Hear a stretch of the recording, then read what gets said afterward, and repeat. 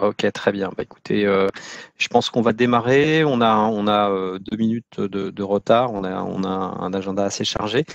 Donc tout d'abord, bah, écoutez, on tenait tous à vous remercier autour de cette table virtuelle. Donc à la fois les équipes marketing Tableau qui ont permis d'organiser ce webinaire, ainsi que notre partenaire historique qui est quasiment présent à nos côtés depuis les débuts de l'aventure Tableau en France.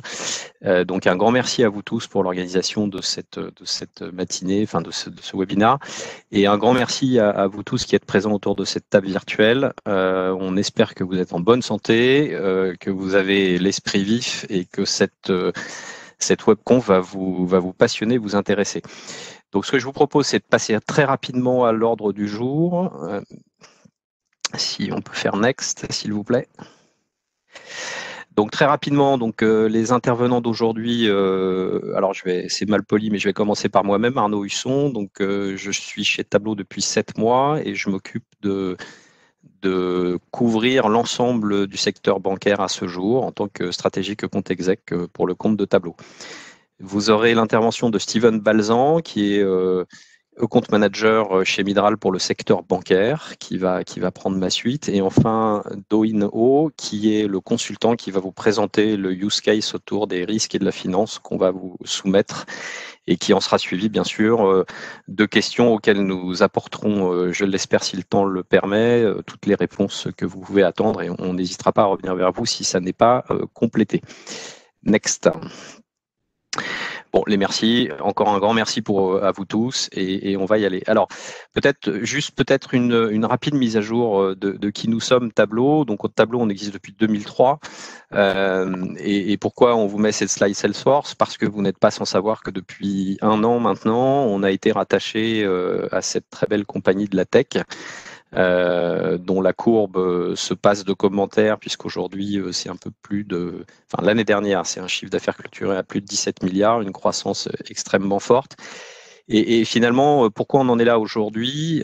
Parce que ce qui drive Salesforce dans la façon dont elle fonctionne, c'est des très grandes valeurs qui animent à la fois son charismatique patron que vous connaissez tous et qui sont incarnés par chacun d'entre nous au quotidien que sont les valeurs de confiance, de succès client, d'innovation et d'égalité. On ne va pas y passer trop de temps, je pense que ça parle à chacun d'entre vous, mais en ces temps très particuliers, on considère que ces valeurs, elles méritent d'être mises à l'ordre du jour en permanence parce que c'est vraiment ce qui nous anime au quotidien, l'ensemble des collaborateurs Salesforce, Tableau et notre écosystème de partenaires notamment, mais aussi de clients, parce que ces valeurs-là, elles s'appliquent également elles s'appliquent également dans les relations qu'on peut avoir avec nos clients. Next. Alors, peut-être une rapide overview de ce qu'est Salesforce. Je pense que c'est important que vous puissiez comprendre à quel environnement on appartient aujourd'hui. Alors Salesforce, c'est effectivement une culture de la relation client et la préoccupation de Salesforce, c'est de mettre vraiment le client au cœur de toutes ses réflexions et de son approche. Donc pour ça, il y a une visualisation qui est assez intéressante et simple à comprendre sur effectivement cette logique Customer 360 qui s'appuie sur des applications métiers que vous pouvez voir représentées tout autour de ces trous. Donc effectivement, ça passe par les ventes au travers du CRM. Donc c'est 3 plateformes qui sont constituées autour de 3 grandes briques que sont le CRM, la plateforme de service et le marketing. Donc on va retrouver décliner dans ces trous l'ensemble des applications métiers qui se rattachent au positionnement qu'a Salesforce. Un point important qu'il faut noter, c'est qu'on est bien en présence d'une plateforme SaaS Cloud qui utilise bien sûr et qui met à disposition de toutes ces applications métiers l'ensemble des innovations autour de la mobilité bien sûr, c'est un prérequis aujourd'hui, on le sait tous, de l'intelligence artificielle. Il y a eu des récents lancements autour de la voix notamment au travers de la plateforme CRM. Donc, toutes ces innovations sont mises à disposition de cette plateforme. Et la dernière d'entre elles qui me donnera la transition sur Tableau, c'est la brique analytique, parce qu'effectivement, étant donné que c'est une plateforme, elle a vocation à être partagée et mutualisée dans l'ensemble des organisations.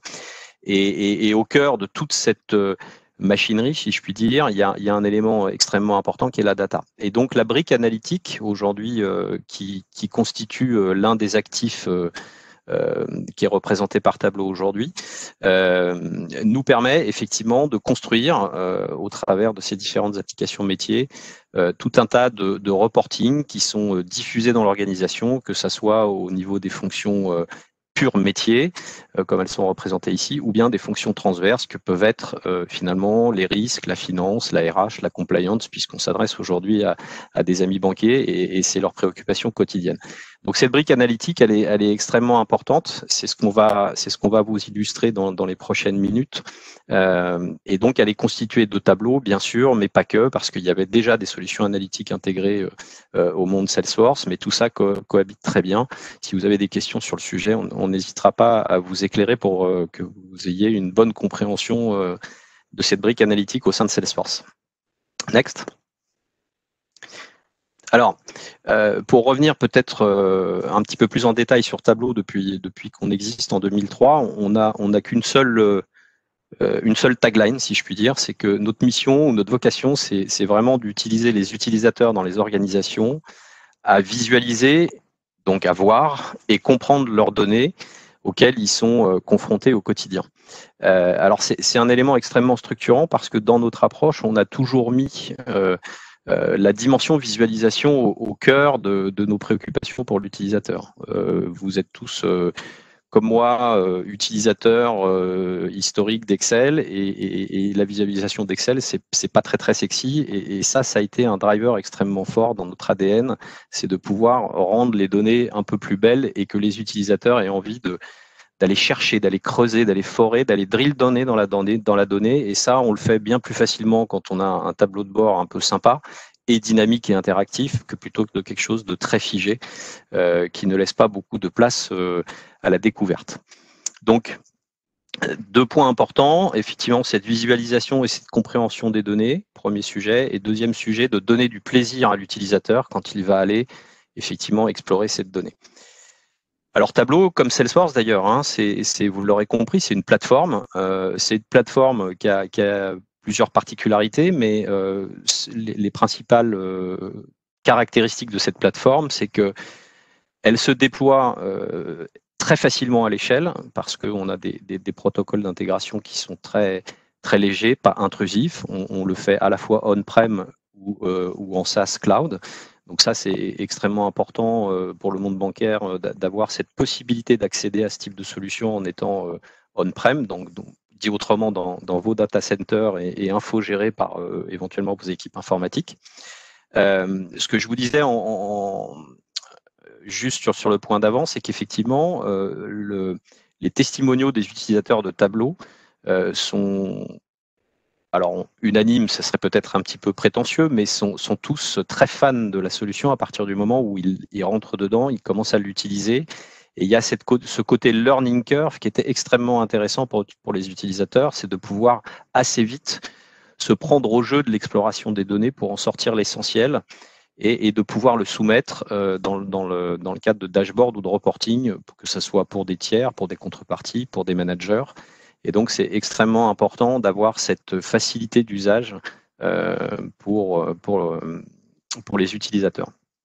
Et puis enfin, un élément qui est quand même différenciant selon nous, c'est qu'on a aujourd'hui une plateforme communautaire au sein de notre site qui s'appelle tableau.com et sur public.tableau.com qui vous permet, quand vous avez des difficultés, besoin de conseils, d'aide, d'accéder à cette communauté.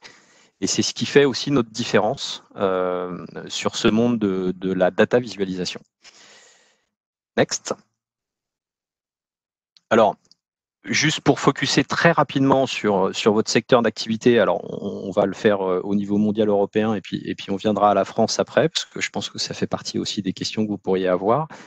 Donc aujourd'hui, c'est peu ou prou plus de 90% des entreprises du Fortune 500 qui utilisent Tableau pour analyser leurs données à tous les niveaux de l'organisation, du top management aux collaborateurs qui au quotidien doit monitorer des KPI. Et si on focus sur le secteur financier, aujourd'hui on l'a catégorisé pour le rendre un peu plus lisible, comme vous pouvez le voir, il y a énormément de logos. le monde bancaire au sens large, la partie gestion d'actifs et l'assurance. Donc ça, c'est au niveau mondial et européen. Et si on se concentre un petit peu plus sur notre hexagone, aujourd'hui, c'est quasiment toutes les banques françaises, sans exception, qui sont aujourd'hui clientes de Tableau pour différents usages. Si vous avez des questions sur des usages spécifiques, on pourra vous les détailler. Mais voilà, ce qu'il faut que vous compreniez, c'est que vous êtes dans une communauté de pairs d'un point de vue métier, et qu'il y a forcément chez les uns ou chez les autres un use case proche ou qui se rapproche de celui que vous pourriez avoir aujourd'hui et demain. Next. Et donc pour compléter ce point sur l'usage de Tableau dans le monde de la banque et de la finance, on a construit ces trous qui est, je pense, assez représentatif de qu'est-ce que Tableau peut apporter à votre organisation. Donc on l'a articulé autour de 4 piliers. Le premier d'entre eux, c'est effectivement générer de la croissance. Aujourd'hui, le monde bancaire est un monde mature où effectivement beaucoup de clients sont bancarisés, parfois multi-bancarisés. Et en fait, la nécessité pour les banques aujourd'hui, au-delà de repenser leur modèle, c'est de fidéliser le client. Et une fois qu'on l'a fidélisé, c'est d'essayer de capter beaucoup plus de PNB par client pour faire effectivement grossir et rendre la banque performante par rapport à ses concurrents ou ses compétiteurs. Donc c'est un premier levier auquel on répond avec Tableau, c'est qu'on aide effectivement à générer de la croissance avec Tableau. Si je vous prends un exemple, on a pas mal de cas d'usage qui sont autour de le binôme marketing et commerce dans certaines sociétés de gestion. Le marketing fait des campagnes, crée des dashboards, les diffuse au commerce pour que effectivement les gérants ou les vendeurs puissent pousser des produits spécifiques en fonction de la segmentation client qui aura été faite. C'est un exemple parmi d'autres. Il y en a bien plus, évidemment, vous vous en doutez, mais c'est un exemple qui permet d'aller cibler très précisément une segmentation client et de proposer le bon produit au bon client. Un deuxième aspect qui est une préoccupation de vos dirigeants bancaires, mais pas uniquement, c'est d'être effectivement en conformité et d'assurer la transparence réglementaire par rapport à toutes les autorités de tutelle. Et ça, on le sait bien, c'est très complexe à aborder parce que ça fait appel à de nombreux services dans les banques, et de reconstituer la donnée et de faciliter la lecture de l'ensemble des indicateurs de conformité réglementaire que l'on doit remonter aux autorités de tutelle est extrêmement structurant et a une importance stratégique pour les banques. Donc, on accompagne aussi ces départements conformité, compliance dans le monde et en France aussi. Enfin, une troisième brique qui est assez liée au premier sur la partie croissance, mais qui a plutôt vocation à regarder comment on peut être encore plus efficace d'un point de vue opérationnel dans les banques. Donc, au-delà de la simplification des processus, il y a eu énormément de chantiers sur le sujet. Aujourd'hui, une fois qu'on a fait ça, une fois qu'on a fait cette rationalisation de processus, il est important aussi de monitorer, de suivre, d'adapter son organisation et d'être finalement, de créer de l'agilité dans son modèle. Et c'est ce que Tableau permet de faire, notamment chez des grands acteurs bancaires, où, par exemple, on va effectivement monitorer de façon très fine jusqu'à un niveau très très raffiné pour le top management sur l'efficacité opérationnelle des projets informatiques, par exemple. L'efficacité commerciale d'un réseau, parce qu'avec Tableau, vous avez des possibilités de faire de la cartographie. Donc, vous avez la possibilité d'aller diagnostiquer, analyser et de mettre en place les plans d'action qui vont bien. Et enfin, le dernier point qui va nous occuper pendant le reste du temps, c'est effectivement d'être parfaitement aligné d'un point de vue gestion proactive des risques. Ça veut dire quoi? Ça veut dire qu'aujourd'hui, et c'est encore plus vrai en ce moment, avec notamment, vous avez tous entendu parler du PGE, du plan garanti par l'État, où les banques sont partie prenante. Il y a de nouvelles formes de reporting qui commencent à émerger, il y a de nouveaux besoins qui émergent, tant du côté du régulateur que du côté des acteurs bancaires. Et donc, c'est aussi cet axe-là qui est très plébiscité par les banques dans le monde autour de Tableau, parce que justement, il permet d'aller chercher les données là où elles se trouvent, de les mettre en forme et d'en sortir effectivement des tableaux de bord qui soient des tableaux de bord orientés décisionnels. De nouveau, on ne se fait pas plaisir pour faire des dashboards, on fait des dashboards pour prendre des décisions. Donc c'est vraiment un driver extrêmement fort chez Tableau, c'est d'adresser ces 4 très grands pans qu'on va qualifier de stratégiques pour les banques, et le but est effectivement d'en faire des outils décisionnels. Next. Donc je vais laisser la main à Steven pour qu'il puisse vous présenter quel est le positionnement de Midral, son organisation et son fonctionnement. Merci pour votre attention, je vous retrouve tout à l'heure pour la conclusion. Merci Arnaud.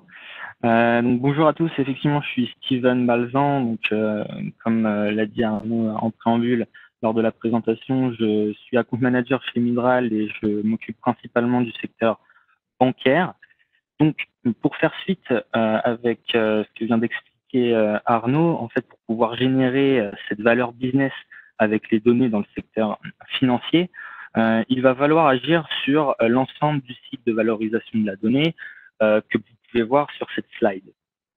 Donc l'idée de ce cycle, tel que nous le concevons en fait chez Midral, c'est de toujours partir d'une question métier, d'une stratégie business. Donc c'est représenté sur la droite avec le petit bonhomme qui se pose tout un tas de questions. Et par exemple, ce serait dans le cadre de la fonction risque, ce serait pour les risk managers de pouvoir suivre facilement les expositions de risque de crédit ou de contrepartie, que ce soit sur les clients corporate ou les institutions financières, de manière simple et intuitive. Et pour cela, il va falloir remonter l'ensemble de cette chaîne de valorisation de la donnée en allant la chercher dans différentes sources, donc ça peut être différentes bases de données ou applications métiers, afin de préparer, nettoyer et enrichir cette donnée pour ensuite la restituer avec Tableau sous la forme la plus adéquate en fonction de votre besoin. Donc ça peut aller du simple reporting avec des dashboards jusqu'au data journalisme d'entreprise. Donc pour ceux qui ne sont pas forcément courant de ce que c'est que cette idée de data journalisme, c'est une façon de retranscrire l'information de façon synthétique et scénarisée à l'image d'une infographie pour qu'elle soit compréhensible par le plus grand nombre. Next slide. Donc, vous l'aurez compris, le métier de Midral est donc de vous accompagner sur tous les segments de ce cycle avec différents services. Donc, notre métier, c'est la valorisation de la donnée. Donc, on peut vous accompagner sous différentes formes avec des missions d'expertise et de produits ponctuels, sur des missions plus longues avec la constitution d'une équipe projet pour vous aider à la réalisation de vos projets d'analyse de données, mais également avec de la formation. Nous sommes centre de formation sur les différentes solutions que nous proposons. Donc, effectivement, nous avons différents partenaires technologiques qui nous permettent d'agir sur l'ensemble de ce cycle de valorisation de la donnée, avec bien entendu Tableau en fer de lance, puisque nous avons débuté ce partenariat depuis 2008. Cela fait donc maintenant plus de 12 ans que nous développons notre expertise autour de Tableau avec une équipe de consultants qui sont tous formés sur cette solution et qui ont participé à de nombreux projets dans le domaine bancaire. C'est d'ailleurs l'un d'entre eux qui va vous présenter le use case que nous allons apporter dans quelques minutes et qui va porter sur l'analyse des problèmes de data quality d'un référentiel de tiers au sein de la banque. Donc, en effet, la qualité de données du référentiel de tiers joue un rôle crucial dans l'efficacité du système d'information et de l'organisation dans son ensemble, en particulier en ce qui concerne la gestion des risques. Donc, par exemple, la présence de doublons, d'erreurs dans les relations entre les tiers, les données obsolètes, etc. Tout ça peut constituer une source d'erreurs, d'anomalies dans la gestion des transactions, des positions et des risques associés. D'où la présentation de ce use case qui va se baser en fait sur un projet que nous avons effectué chez l'un de nos clients une grande banque française que vous connaissez tous. Donc, avant de plonger dans la démo de l'application sur Tableau, plantons le décor pour donner un peu plus de contexte au use case.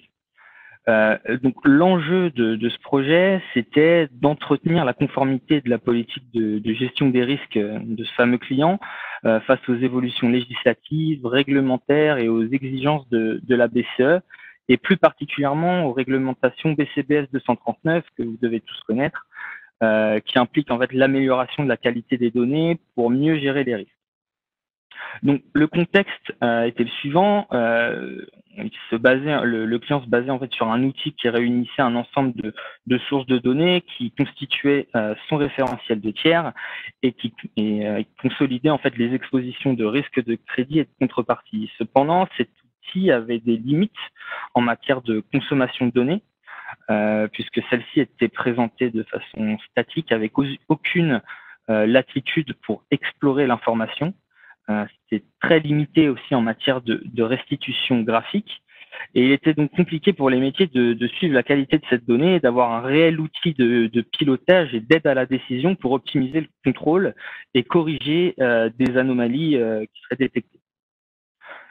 C'est pourquoi Tableau a été choisi dans le cadre de ce projet avec plusieurs objectifs pour les métiers.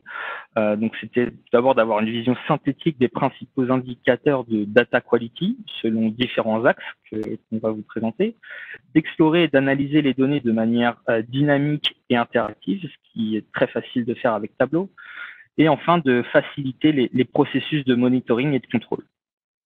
Donc, je vais donc maintenant laisser la parole à Daïn, qui est consultant avant-vente chez nous et qui va vous présenter plus en détail ce cas d'usage avec Tableau. Alors, bonjour tout le monde, je m'appelle Daïn, avant-vente chez Midral. Aujourd'hui, je vais vous présenter un outil analytique, un tableau analytique, destiné aux différents risk managers d'un grand groupe bancaire français. Bien entendu, nous avons anonymisé les données et simplifié les tableaux de bord. L'un des premiers enjeux exprimés par les différents risk managers était tout d'abord de monitorer la qualité des données des tiers, donc soit les entreprises, soit les institutions, afin de répondre aux différentes réglementations, comme la réglementation BAID 2, mais surtout de fiabiliser les indicateurs sur les risques de crédit. Alors, je vais vous montrer notre jeu de données qui est simplifié. Nous avons regroupé les différentes lignes de crédit par tiers. Du coup, ici, dans notre exemple, on a une ligne par tiers et les différentes informations des tiers en colonne. Par exemple, les différents point managers qui gèrent les différents tiers, l'activité du tiers concerné, les différents notes, notamment la notation financière, la dernière date d'audit, etc., etc. Ensuite, nous avons quelques mesures financières, par exemple financières, autorisation, l'exposition et les différents scores de data quality que je vais vous expliquer un peu plus tard. Alors, en effet, lors de ce projet, nous voulons proposer un outil décisionnel qui va permettre aux différents utilisateurs finaux d'anticiper, identifier et minimiser les risques. Pour ça, il fallait être capable d'identifier les clients à risque. Du coup, je vais vous expliquer avec un schéma très simple. Donc, imaginons dans notre exemple, on a deux clients, clients A et B. Ils possèdent un risque de défaut de paiement très élevé, de 89%. Ils ont un montant d'autorisation d'engagement de 100 millions d'euros. Ça veut dire pendant une période donnée, les clients A et les clients B peuvent emprunter jusqu'à la hauteur de 100 millions d'euros. Imaginons que le client A s'est déjà engagé à déjà utiliser 10 millions d'euros et le client B 90 millions d'euros. Alors, le client A a une exposition financière de la banque de l'ordre de 90 millions et le client B un montant de l'exposition de 10 millions d'euros. Du coup, en fait, ici, un risk manager doit surtout prioriser les audits, les contrôles sur le client A parce qu'il y a une exposition beaucoup plus forte. ou l'exposition de la banque, soit le montant qu'un investissement risque de perdre en cas de défaut de paiement, qui est donc le delta entre l'autorisation d'engagement et le montant déjà engagé. Du coup, nous allons vous présenter des tableaux de bord analytiques. Alors, pour notre exemple d'aujourd'hui, nous avons simplifié les règles de calcul, des règles de gestion liées aux qualités des données. Ici, nous avons gardé 3 étapes, 3 processus de data quality. La première étape représente la complétude des données. Est-ce que des informations pertinentes, importantes, sont renseignées, oui ou non? Lorsqu'elles sont renseignées, ensuite nous passons au test de conformité. Est-ce que l'information respecte le format des données, par exemple une date, mais aussi est-ce qu'elle respecte la plage des données? Par exemple, si un tiers, on met son nombre d'effectifs à 0, du coup, cette information sera rejetée lors du test de conformité. Et enfin, nous avons un dernier test, test d'intégrité, lorsque les données sont cohérentes les unes par rapport aux autres. Par exemple, dans notre exemple, nous avons choisi une plage de données sur le nombre d'effectifs minimum à 50 personnes dans les secteurs d'activité du secteur activité de la construction. Ces différents états de data quality, nous avons splitté en 3 zones, en 3 seuils. Une zone en rouge, ce sont les tiers où le score de qualité des données est très fortement dégradé. Une zone modérée en grise et une zone en bleu dont le score de data quality est plutôt bon. Nous avons affiché aussi le montant de l'exposition et le nombre de clients. Nous pouvons voir que le data du montant d'exposition dans la zone rouge d'une étape à une autre est plutôt semblable, mais par contre le nombre de clients dans les tests de complétude dans la zone rouge, il y en a 170. Nous avons le double pendant les tests de conformité et nous voyons qu'il y a un data uniquement de 30 clients entre les tests d'intégrité et les tests de conformité. Du coup, il peut être intéressant de peut-être tracer ces 30 clients parce qu'ils possèdent un montant de l'exposition très élevé. Ensuite, ces 3 scores de data quality, nous avons ventilé par la notation financière. Alors, c'est une information qui est très importante afin de calculer les différents risques de crédit et les risques de défaut de paiement. Du coup, ici, nous avons 4 modalités A, B, C, D, et lorsque cette information elle est manquante. La couleur représente au-dessus les différentes zones selon les étapes de data quality. Et la taille des cercles représente le montant de l'exposition. Ensuite, nous avons ventilé les 3 scores de data quality sur la dernière date d'audit. Aujourd'hui, nous vivons une situation exceptionnelle avec le coronavirus. Les informations d'il y a 6 mois ou voire au-delà de 12 mois pouvaient être obsolètes aujourd'hui ou d'ici quelques mois. Il est très important d'avoir des informations des tiers, ces données récentes. Ensuite, nous avons l'exposition par pays des clients. Du coup, du premier coup d'œil, on peut voir qu'il existe une forte exposition aux États-Unis et en Chine par rapport aux autres pays. Ensuite, nous avons ventilé les 3 scores de data quality selon la branche d'activité. Dans notre exemple, nous avons 5 branches d'activité dans notre établissement bancaire. Nous pouvons voir que la branche d'activité Corporate Finance possède des scores de data quality très dégradés et avec un très fort montant de l'exposition financière. Alors, je vais vous expliquer comment nous pouvons utiliser ce tableau de bord analytique. Par exemple, imaginons que nous soyons fin d'année 2020 et que la politique interne de la banque décide d'avoir des informations des tiers très récentes.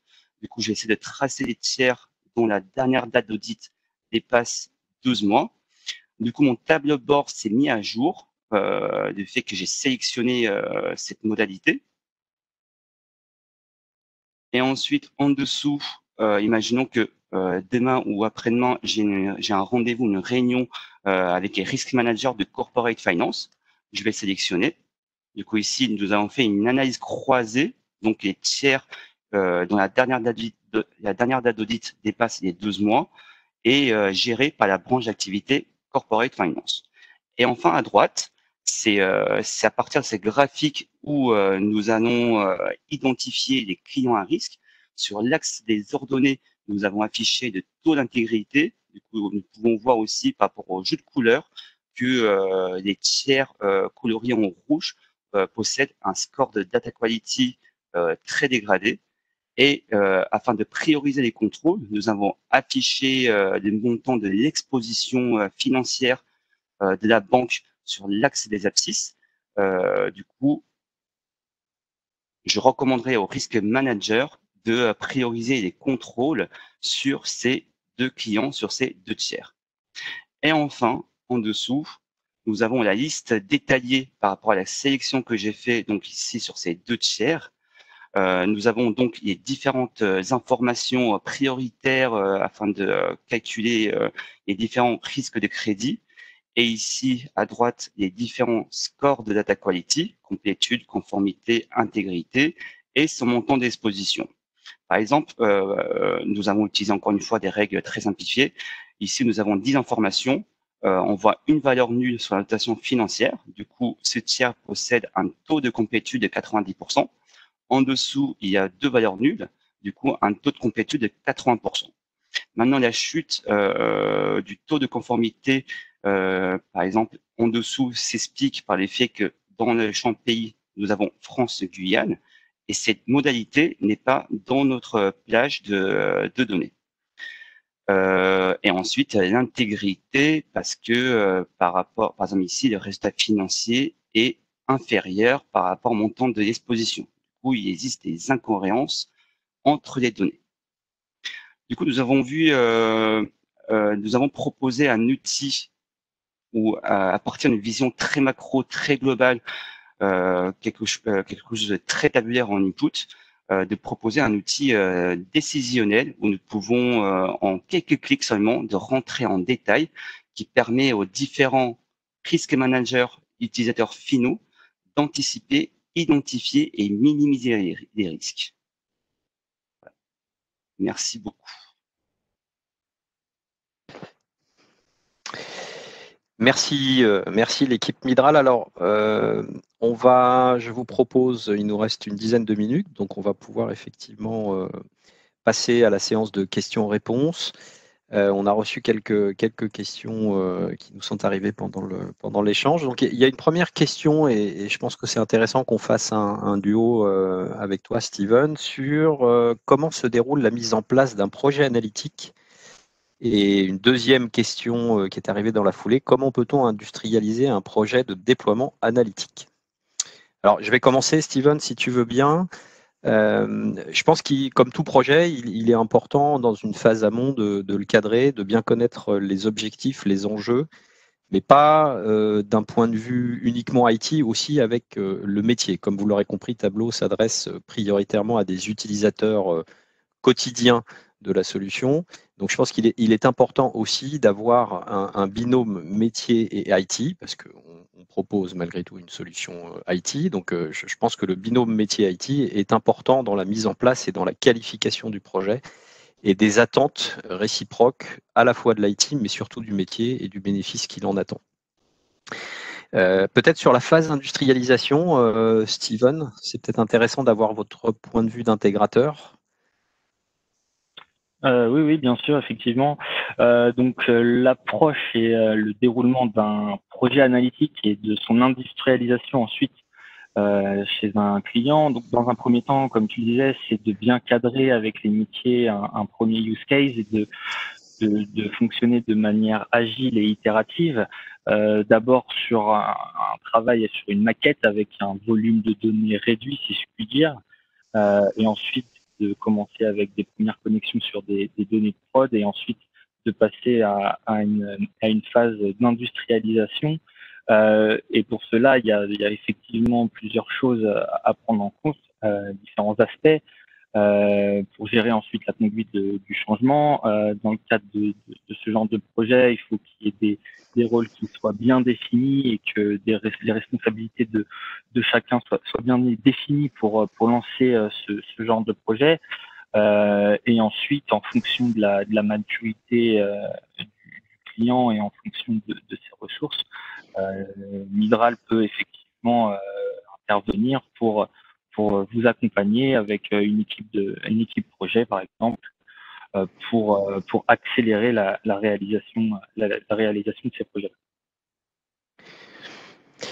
Merci Steven. Donc peut-être juste pour repréciser, c'est effectivement pas systématique, hein, c'est-à-dire qu'il y a parfois des clients qui font le choix de lancer un appel d'offres intégrateur pour s'assurer ou par histoire de référencement notamment, de faire le choix de leur intégrateur. Après, pour revenir peut-être quelques instants sur la phase amont de qualification, elle est importante, et vous le savez tous, quand on démarre un projet avec les idées claires, c'est un projet qui va au bout. Donc on est plutôt aujourd'hui dans des approches agiles, hein, c'est-à-dire qu'on sait aussi s'adapter parfois à des nouveaux besoins, des ajustements qui pourraient intervenir en cours de route. Donc on sait en tenir compte également. Mais par contre, le point de départ sur quel est le métier qu'il veut utiliser, c'est quoi les use cases, qu'est-ce qu'ils en attendent en termes de bénéfices, et de pouvoir très vite maqueter, comme le disait Steven, à partir de données sur des volumes un peu réduits, mais qui donnent une réalité à une maquette, fait énormément la différence dans l'adoption également, qui sera celle demain sur l'utilisation de Tableau. Donc, je pense que c'est très important d'avoir ça en tête. C'est un peu le cas tout le temps, mais avec Tableau, comme on va assez vite dans l'exécution, c'est des déploiements qui peuvent prendre quelques semaines à quelques mois. On n'est pas dans des projets, ce que j'appelle des projets cathédrales, où on part sur des choses extrêmement complexes, longues. Donc il y a aussi dans l'adoption cette logique de quick win, d'ajustement et de réactivité que propose Tableau dans sa mise en œuvre. Donc écoutez, je crois qu'il n'y avait pas d'autres questions qui sont arrivées entre-temps.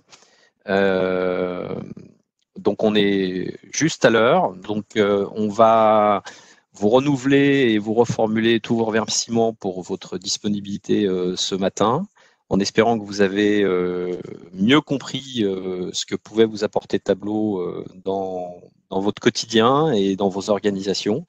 Donc l'ensemble de l'équipe, que ce soit effectivement Tableau et Mydral, se tient à votre disposition. On n'hésitera pas à revenir vers vous. Les ressources vous seront communiquées. Le support sera disponible sur notre site internet sous peu, et je pense qu'il y aura une action du marketing qui va être lancée à l'issue de ce webinar. Encore un grand merci à tous et surtout prenez soin de vous, soyez prudents. Excellente journée qui s'annonce chaude comme celle d'avant, et à très bientôt, j'espère, pour qualifier avec vous votre premier projet sur Tableau. Excellente journée à tous. Merci.